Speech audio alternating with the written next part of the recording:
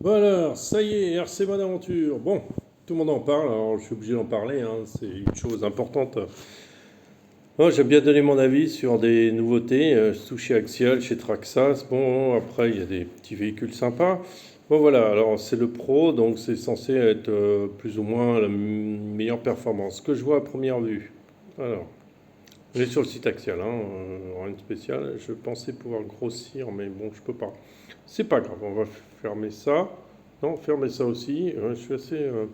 Voilà, qu'est-ce qu'on voit à première vue? À première vue, ce que je vois, c'est un châssis assez compliqué. Les amortisseurs, c'est pas mal l'idée de mettre des ressorts en bas. C'est pas mal, ça sert pas à grand chose qui soit très haut et de toute façon, on n'a pas besoin d'un grand retour. Donc c'est pas mal ça. On a l'impression que les pièces avant, les fusées de direction sont renforcées, ce qui est plutôt joli à voir. Le châssis ressemble à des châssis performants genre chez Speed. C'est assez amusant avec de multiples positions pour les amortisseurs et tout ça. Non, ça a l'air pas mal, mais ça a l'air d'être dû faire du compliqué. Nous allons passer aux termes techniques. Explique contre batterie. Ah oui, qu'est-ce qui manque? Ben, votre batterie, votre carrosserie, le chargeur, mais ça de toute façon là. Bah voilà, le SC, la colle pour les pneus, je pense. Il n'y a pas les pneus de toute façon, le moteur. Pour peindre la carrosserie, pignon gear. Ah, il n'y a même pas le pignon. D'accord. On n'a pas le receveur, d'accord, on n'a pas les servos, on n'a pas les roues, on n'a pas les outils, et on n'a pas le transmetteur donc, qui s'appelle la télécommande. Ok, donc c'est un investissement quand même qui est pas mal, parce que, est-ce que je regarde le prix, 429 vide comme ça, on est quand même presque 200 € plus cher que notre engin, de chez l'autre, le CX2. Maintenant, on va regarder un peu plus en détail. Voilà, bon, bah, il n'y a pas, la photo ne parle pas plus d'elle-même. Ok, bon, ce qu'on peut regarder, c'est les plaques sur le côté, là, les sliders, je crois que ça s'appelle, sont assez hautes. C'est bien comme c'est bien, quoi. Ça évite de toucher trop souvent. Par contre, elles ont l'air très larges. Et ça, c'est pas forcément génial. Après, il faudrait savoir si c'est prévu plus pour un, comment ça s'appelle, pour un classe 1 ou pour un classe 2, classe 3, je pense pas, mais plutôt un classe 1 ou classe 2, faut voir. Faut voir. Pour un classe 1, il faudrait que le cerveau soit monté sur le pont. Et il faudrait aussi que le. Bah, c'est mieux d'avoir des ponts déportés, Traxas TRS 4, mais bon, pour un classe 1, c'est un avantage. On passe au suivant. Voilà, bah, c'est bien ce qui me semblait, hein, les sliders sont énormes. Donc, dans certaines catégories, oui, mais là, ça va vraiment gêner. Là. Ça va gêner, gêner, gêner. Surtout que le châssis est assez large, déjà d'origine. Je le trouve vraiment très large. Après, j'essaye de faire une critique constructive, hein. On a un espèce de transmission, un rapport de transmission. Je sais pas, c'est bizarre l'avant, hein, comme c'est conçu, on voit un espèce de cardan qui renvoie à une boîte de transmission. Alors je sais pas si c'est deux vitesses ou une seule vitesse, hein. Normalement, c'est performance, une seule vitesse, ça suffit. Je vois pas l'intérêt de. En fait, ça voudrait dire que le moteur est monté en haut parce qu'il est obligé d'être au-dessus des liens de pont. Donc du coup, je vois pas le côté performance. Il n'y a que Vanquish qui a trouvé une bonne idée, c'était de le mettre en bas et la transmission par-dessus. Le renvoi de transmission est au-dessus, donc le moteur est très en bas sur le Vanquish. Par contre, on ne trouve pas ça sur le TRX4, qui lui l'a mis dans le bon sens, c'est ça. Ça, ils ont compliqué avec des engrenages à fond, parce que du coup, plus il y a d'engrenages, plus il y a de perte d'énergie, on est d'accord, plus il y a de perte d'énergie, tout simplement. Et là, on voit qu'il y a des boîtes de transfert sur boîtes de transfert, sur cardan, sur machin. Je sais pas, c'est compliqué. Est-ce vraiment utile que ce soit compliqué? Donc là, on a une barre à Kerman et on a comment on appelle ça? Un espèce de. Voilà, on voit pas. Donc visiblement, le moteur est monté sur le pont. Sur comment on appelle ça? Le cerveau serait monté sur le châssis. D'après ce qui paraît visible. Après, qu'est-ce qu'on voit? Que la boîte de transfert, c'est-à-dire le pignon conique, et le pont a été décalé vers un côté, pour pas être au milieu, je ne sais pas dans quel intérêt, mais pour éviter de tortwist peut-être. On va continuer. Qu'est-ce qu'on a encore? On a que de toute façon, bon, Avid il est assez haut, mais bon, c'est pas grave. On a les liens de pont courbés à l'arrière, on a des liens de pont droits à l'avant. Bon, ça, c'est pas trop important, ça, à l'avant. C'est pas grave. Par contre, on n'est pas sur un châssis vraiment low gravity parce que déjà, la boîte de transmission se trouve déportée en arrière. Donc après, il n'y a pas le moteur dessus au cas. Mais elle n'est pas orientée à 5 degrés. Ce qui permettrait de plaquer plus l'engin au sol. Bon, après, on va voir dans les détails. Bon, on a une autre vue qui donne rien du tout. Qu'est-ce que ça donne? L'autre vue nous donne, ouais, rien de spécial en fait. Si on voit que l'attache des liens de pont à l'arrière est un peu surélevée par rapport à ce qui se fait classiquement. D'accord, pourquoi pas? Pourquoi pas? C'est cette histoire de moteur là qui me chagrine. J'espère qu'il y a des photos plus proches. Ouais, on voit la couronne de réduction, là, la couronne principale. Mais on imagine le moteur derrière. Ah, voilà. Voilà, voilà. Alors ça, c'est dessous. Bon, bah, ok, rien de spécial, hein. C'est juste que ben, les masses sont centrées. C'est pas forcément une bonne chose. Sauf que le moteur est devant. Voilà, on y est. On y est. C'est que du coup, le moteur est en hauteur, déporté vers l'avant. Alors ça, c'est des solutions que j'aime pas, parce que c'est des solutions compliquées qui n'amènent à rien. Parce que, en fait, si vous partez sur une transmission normale, classique, 3 pignons suffit, très petite, d'accord, genre ce que fait G-Speed, excellent.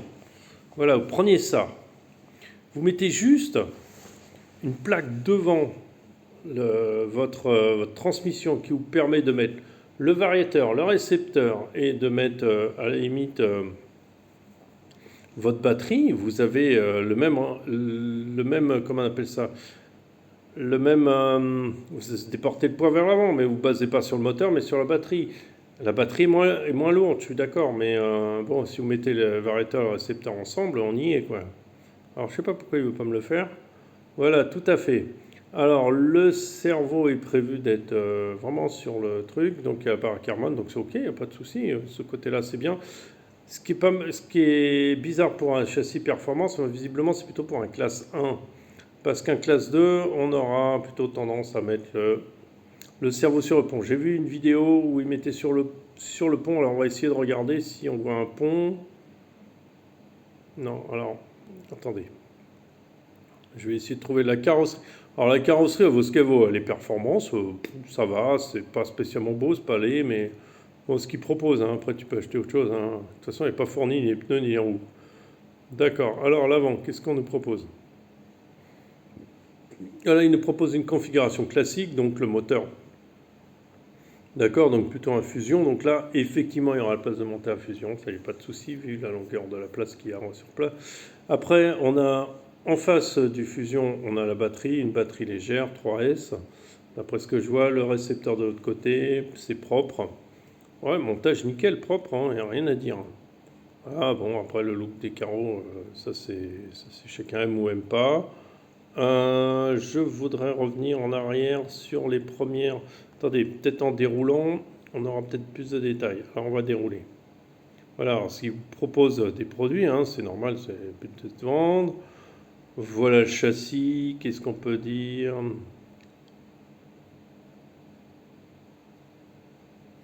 Alors oui, c'est ça qu'ils disent que c'est la meilleure façon de construire un scale crawler compétition pour la compétition avec des super, ouais, des super innovations qu'il n'y avait pas avant, mais je pense que c'est plutôt pour faire un classe 1 ça. Voilà. D'accord, bon, déjà je comprends pas tout l'anglais, mais j'essaye de lire un peu vite parce que sinon la vidéo va durer 1 heure.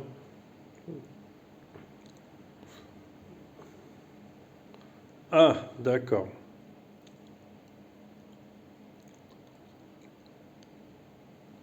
Ah, on peut underdrive comme ça l'axe arrière. Donc c'est peut-être pour ça que l'espèce de transmission est un peu plus compliquée, avec un servo ou manuellement.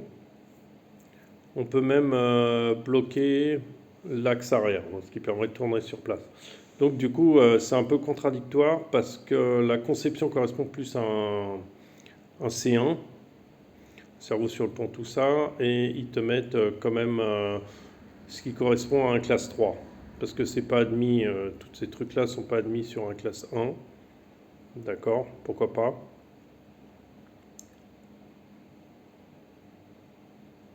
Ouais, voilà, alors les amortisseurs sont en alu, d'accord, c'est très beau. Bon, ça c'est de la réclame, je vais pas m'attarder dessus. Voilà, on a une vue plus précise de l'avant.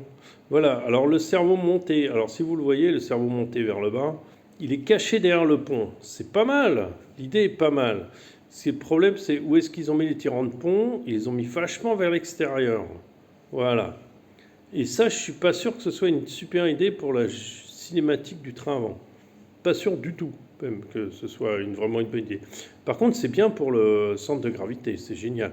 Mais là, non, non, là.